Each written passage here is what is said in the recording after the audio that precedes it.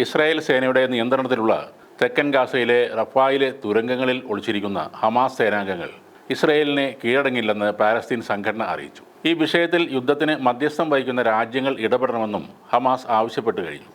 ആയുധം വെച്ച് കീഴടങ്ങിയാൽ ഗാസയുടെ മറ്റ് ഭാഗങ്ങളിലേക്ക് പോകാൻ അനുവദിക്കാം എന്നാണ് ഇസ്രായേൽ ഹമാസിന് നൽകുന്ന ഓഫർ.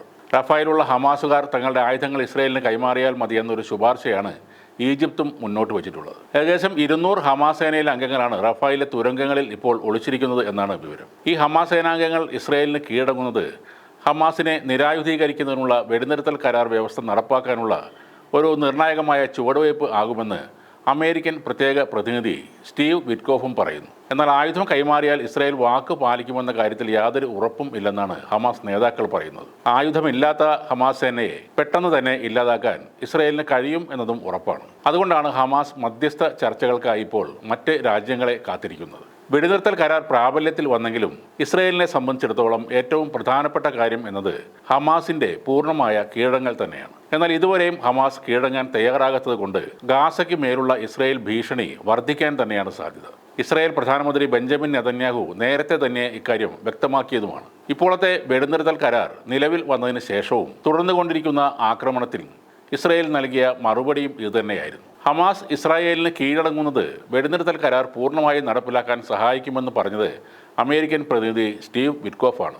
എന്നാൽ ഹമാസ് ഇത്തരം പ്രസ്താവനകൾ ഒരു ഭീഷണി ആയിട്ടാണ് കാണുന്നത്. സമ്മർദ്ദത്തിലാക്കി കീഴടക്കാനുള്ള ശ്രമങ്ങൾ ഇസ്രായേൽ നേരത്തെയും എല്ലായ്പ്പോഴും നടത്താറുണ്ട്. ഇപ്പോൾ വെടിനിർത്തൽ കരാറിന്റെ ഭാഗമായുള്ള മൃതദേഹ കൈമാറ്റത്തിലും ഇസ്രായേൽ കരാർ ലംഘിക്കുന്നതായാണ് ഗാസയിലെ ആരോഗ്യ മന്ത്രാലയം വ്യക്തമാക്കുന്നത്. ഗാസയിലേക്ക് തിരിച്ചു നൽകിയ മൃതദേഹങ്ങളിൽ പലതും തിരിച്ചറിയാനാകാത്ത അവസ്ഥയിലാണെന്നും മന്ത്രാലയം പറയുന്നു. ക്രൂരമായ പീഡനങ്ങൾക്ക് ഇരയായാണ് പലരും കൊല്ലപ്പെട്ടത്. മൃതദേഹങ്ങളിൽ ക്രൂര പീഡനം നടന്നതിൻ്റെ അടയാളങ്ങൾ ഉണ്ടായിരുന്നതായി ഗാസയിലെ പലസ്തീൻ സിവിലിയൻസ് ഡിഫൻസ് ഉദ്യോഗസ്ഥരും പറയുന്നുണ്ട്.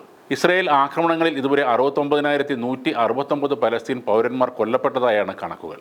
284 മൃതദേഹങ്ങൾ കൂടി കണ്ടെടുത്തതോടെ മരണസംഖ്യ വീണ്ടും ഉയരുകയായിരുന്നു. വെടിനിർത്തലിന് ശേഷവും ഗാസ ഉപരോധം പിൻവലിച്ചിട്ടില്ല. ഗാസയിലെ പലയിടത്തും ഇപ്പോഴും കൊടും പട്ടിണിയാണ്. ദക്ഷിണ ഗാസയിൽ ഉപരോധം അവസാനിച്ചിട്ടില്ലെന്ന് ഇസ്രായേൽ പ്രതിരോധ മന്ത്രി തന്നെ വ്യക്തമായി പറയുകയും ചെയ്തു. എന്തായാലും ഹമാസ് സൈനികർ ഇപ്പോൾ ആയുധം വെച്ച് കീഴടങ്ങാൻ തയ്യാറാകില്ല എന്ന് തന്നെയാണ് കരുതേണ്ടത്. പൂർണ്ണമായും ആയുധം വെച്ച് കീഴടങ്ങിയാൽ തൊട്ടടുത്ത നിമിഷം മുതൽ തങ്ങളെ ഇല്ലാതാക്കാനുള്ള നീക്കങ്ങൾ ഇസ്രായേൽ ആരംഭിക്കും എന്നുള്ള കാര്യം അവർക്ക് വളരെ നന്നായിട്ടറിയാം. നിരായുധരായ ഹമാസിനെ തീർക്കാൻ വേണ്ടി സമാധാന കരാറും വെടിനിർത്തലും ലംഘിക്കാൻ ഇസ്രായേലിന് യാതൊരു മടിയും ഉണ്ടാകില്ല. ഹമാസിന്റെ മുൻപത്തെ പ്രമുഖ നേതാക്കളെ എല്ലാം ഇസ്രായേൽ നേരത്തെ തന്നെ ഇല്ലാതാക്കിയിട്ടുണ്ട്. ഇനി അവശേഷിക്കുന്ന കുറച്ച് ആളുകളെ കൂടി ഇല്ലാതാക്കിയാൽ പിന്നീടൊരു എതിർശബ്ദം ഗാസയിൽ നിന്നും ഉണ്ടാകില്ല എന്നത് തന്നെയാണ് ഇസ്രായേൽ ഇപ്പോഴും കണക്ക് കൂട്ടുന്നത്. അതിനുള്ള ഒരു പടിയായിട്ടാണ് സമ്പൂർണ്ണമായ ആയുധ നിരോധനം അവർ ആവശ്യപ്പെടുന്നത്.